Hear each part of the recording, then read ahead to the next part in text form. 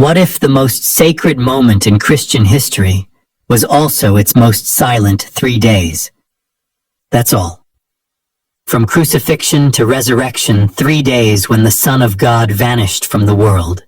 No sermons, no parables, no miracles, just absence. And when the stone rolled away, something had changed. But what happened inside that tomb? Where did Jesus go? Did he descend into hell, walk among the dead, tear open the gates of Hades? Or was it something stranger, something even the early church dared not speak aloud? These aren't just missing hours. They're the lost heartbeat of the gospel.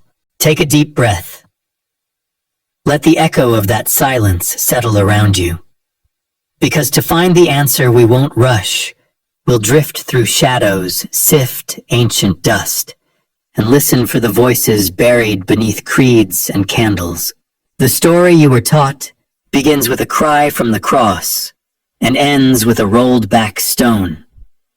Between them lies a void, a blank page tucked in the holiest book. But in that blankness, according to whispers from the catacombs, visions from forgotten saints, and passages once declared heresy, something happened. Something cosmic. The Gospels do not speak of it, but their silence might be the loudest clue of all. You'll hear of doctrines half remembered and scriptures barely quoted. You'll descend into underworlds lit by torchlight, where souls wait and angels weep. You'll step into tombs not just of stone, but of time itself, places where death is not the end, but a threshold. Before we venture further into the shadows, take a moment to subscribe, so you never miss a secret that history has tried to forget. You're about to enter a story lost between verses cradled in the hush of 3 vanished days. And once you've entered, you may never see the resurrection the same way again. The Gospels speak with thunder about the crucifixion and trumpet the resurrection with radiant clarity. But between those 2 great moments, they whisper. Or rather, they fall nearly silent. The hours following the burial of Jesus are covered in only the briefest strokes. A stone rolled, a guard placed, the dawn of the 3rd day. That's it. For a faith tradition that hinges on every drop of blood, every syllable from the Savior's mouth, this gap is more than curious. It's unsettling. Because if the story is true, if something unimaginable happened in that tomb, why is no one talking Matthew, Mark, Luke, and John 4 storytellers who seem to disagree on much, but who all treat these 3 days with a strangely coordinated quiet? In Matthew's account, once the tomb is sealed and the guards are posted, the narrative skips straight to Sunday morning. Luke, ever the meticulous historian, provides only a fleeting note that the women rested on the Sabbath. John offers even less. Mark, famously abrupt, provides no details at all.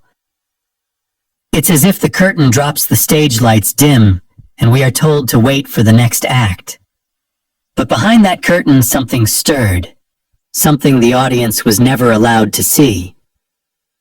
Some argue this silence is intentional, a dramatic pause, a Sabbath stillness echoing God's rest after creation. But early Christians didn't seem to treat it as restful. Quite the opposite. In the catacombs and creeds, they began to whisper stories the Gospels had left out. Stories of descent, of confrontation, of liberation. The blank page began to fill not with certainty but with speculation, art, and eventually doctrine. It is historically established that the earliest complete creedal formulation, the Apostles' Creed, contains a curious phrase, "He descended into hell." This line, though not present in the Gospels, became a central piece of early Christian theology. Church fathers like Irenaeus, Tertullian, and even Augustine debated what it meant, trying to reconcile it with the sacred texts that said so little. Their writings reveal a tension between the canonical silence and the imaginative urgency to explain what Jesus was doing between death and resurrection. Some theologians suggested the descent into hell was metaphorical, a symbol of Christ fully experiencing death. Others claimed it was literal. Jesus entered the realm of the dead to proclaim victory, to rescue the righteous from Sheol, or to confront dark powers directly. These competing views were never fully resolved, and even today, scholars continue to argue whether the silence in the Gospels is a respectful omission or a deliberate concealment. What complicates matters further is the fact that this very gap created fertile ground for texts outside the canon. The Gospel of Nicodemus, the Apocalypse of Peter, the Odes of Solomon. All these writings, composed by early believers or their immediate successors, attempt to fill in the silence. And many of them paint Jesus not as still and lifeless during these days, but active, fierce, even wrathful. The silence they suggest was only on earth. In the underworld, there was a storm. This dissonance has sparked controversy for centuries.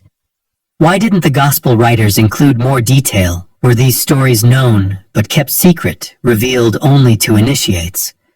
Or had the events been so strange, so difficult to describe, that silence was the only way to honor them?